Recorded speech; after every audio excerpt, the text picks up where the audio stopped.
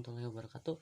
Para panjajar sareng pamilon anu kuring dipika hormat, puji sinar syukur hayu urang sami-sami panjatkeun kehadirat Allah Subhanahu wa taala anu parantos maparen ka urang sadaya nikmat kesehatan sinareng kesempatan sehingga urang tiasa patepung lawung pamprok jongkrok paterai-rarai dina ieu kasempatan.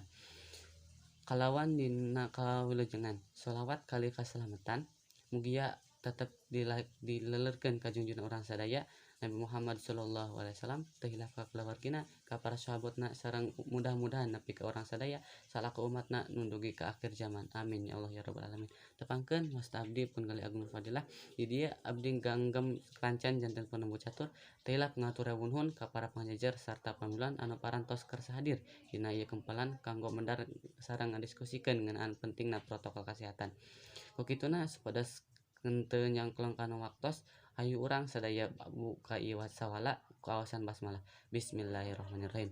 Para panjajar sareng pamiluan anu kuring dipihormat sarta acan nincakana acara anu salajengna supados teu disasa kuring bade nempangkeun para panjajar anu bade ngadugikeun kamandangna. Panjajar nu kahiji nyaeta Ibu Yeliza Fajriah, guru bahasa Sunda Wilujeng Enjing Ibu katur nuhun kana kasumpinganana.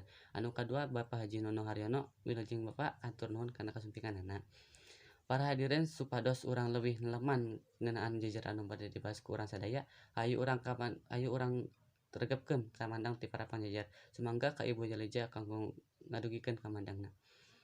Hatur nuhun ka Ibu Yeliza Fajriah anu antos ngadugikeun kamandangna. Sae kacida naon anu didugikeunana.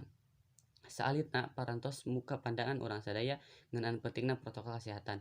Nurutkeun mantena protokol kesehatan teh penting pisan urang sadaya kedah ngalaksanakeun protokol kesehatan sesuai jeung aturan ti pamarentah nu diantarana ngagunakeun masker upami kaluar bumi, bawasuh tangan sareng ngajaga jarak. Kumargi kitu hayu urang lajengkeun wae ieu sawala. Anu salajengna ka Bapak Haji Nono ngaturan kanggo ngadugikeun kamandangna. Hatur nuhun ka Bapak Haji Nono anu ngantos ngadugikeun kamandangna. Nurutkeun mantena henteu ngan saukur urang kudu ngalaksanakeun protokol kesehatan, tapi aya sababaraha manfaat anu urang meunang ti ngalaksanakeun protokol kesehatan. Nyaeta urang teh insyaallah sehat tur mudah-mudahan corona teh leungit ti nagara urang. Salajengna kuring bade ngawatesan kanggo pamiluan anu bade tumaros ngan saukur 3 urang dina ngadugikeun patorosanana. Kedah ngajungkeun pandangan teras nyebatkeun namina. Hatur nuhun ka Galuh Wijaya Bahari anu atos ngadugikeun patorosanana. Patorosanana kirang langkung ngeunaan cara-cara ngabiasakeun protokol kesehatan. Sumangga ka Bapak Haji Nono kanggo ngawalor patorosanana.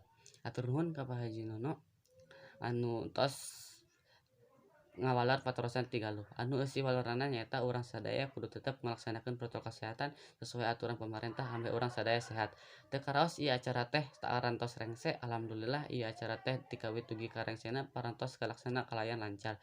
Kukituna hayu urang sasarengan tutup ieu acara kumaosaan alhamdulillahirabbil alamin.